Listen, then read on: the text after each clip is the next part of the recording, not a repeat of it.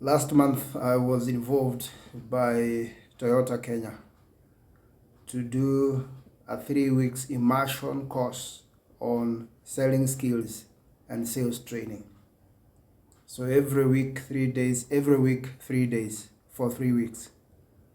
And I remember one of the questions that came out of the room at one point, especially from seasoned sales executives, because majority of them were people who had done 5, 10, 15, and 20 years in the business, is how do you close a sale? So I would wish us today to look at a couple of techniques that you can use when you are closing a sale. Brian Tracy said, customers are not moved by the height of your logic, but they are persuaded by the depth of your conviction. Why are sales executives or even sales consultants or financial consultants, as they are called, afraid of closing a sale? And research has shown the main reason why sales executives, sales consultants have an issue of closing a sale is the fear of rejection. The person starts to have mind games and asking themselves, I have invested so many months, so many years, so many man hours, so many calls, so many proposals into this. If I ask for this business today and I get rejected, where am I going to go? So a couple of techniques that you can adopt as a salesperson or as a sales consultant or executive to be able to overcome objections and close the business. So some of the closing techniques that you can use. The first one is simply ask for the order. Because we have said the reason why we don't, and salespeople have been known not to close business, is because they fear rejection. I simply ask for the order. Ask the client, could you sign here between the dotted line? Or are you going to give us a business today?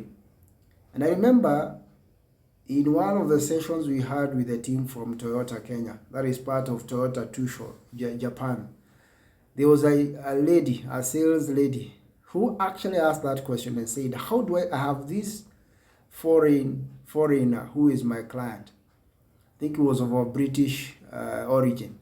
And I've been speaking to him for the last 2 months. And I can see there is a need in our company for a number of vehicles, because I think he was doing some distribution business. He said, today I'm supposed to call them to ask for the order. So what do I do? What do I say? We just told her, go out there, put the call close, because she assured that that gentleman, unless he's in a meeting, always picks up their call. Go there, go out there, make the call now, and just ask for your order. Say, when do I come for my order for the 3 Toyota Hiluxes? So she walked out. She went and made the call, and she was given an appointment for the following day. So simply ask for the order. The second technique that I would like to share with you in this webinar, and please kindly remember to subscribe. At the end, hit the subscription button and also the bell, so that anytime we post in this channel where we are trying to empower each other, we are trying to build each other, we are trying to mentor and coach each other in the journey of selling, in the journey of business, in the journey of management and leadership. So the second technique that you can use is to summarize all that you have covered and then ask for the order. You know, customers deal with many things on daily basis. Your clients deal with 1,001 things. And I remember one client that I had who was a hospital institution. And anytime I would meet the COO, Chief Executive Officer, she would always ask me, where did we stop last time? And remember, this time I had already gotten the business, we were developing it. So mostly customers and your clients, because of dealing with so many things, even the corporate ones, even government, you may need to come and remind them and walk them, summarize through all the areas that you have covered for the last 1 year, the last 6 months, or the proposals that you have forwarded, and ask for the order. Summarize and ask for the order. Third technique that I would wish to share with you, especially if you do cash business, is what you call the extra inducement clause, or what we call the concession clause. This is whereby you give a discount, especially cash discount, or what I see normally, especially in services and the training and consultancy field where I am, we call it the early bird offer, so that whoever pays early, they get some, a lower price. If you pay today using cash, or let's say the facilities that are almost equivalent to cash, could be your M-Pesa, it could be a banker's check, then you immediately enjoy a cashback, some percentage, what you call the cash discount.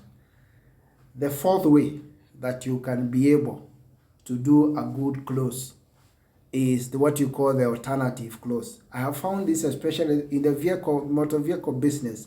I was sharing with them that, for example, you could be having 2 models of Toyota Hilux. There could be a blue color, or let's say, for example, a gray color, and you have a black color. So you ask them, are you interested in a gray or black color, that we can be able to give your order?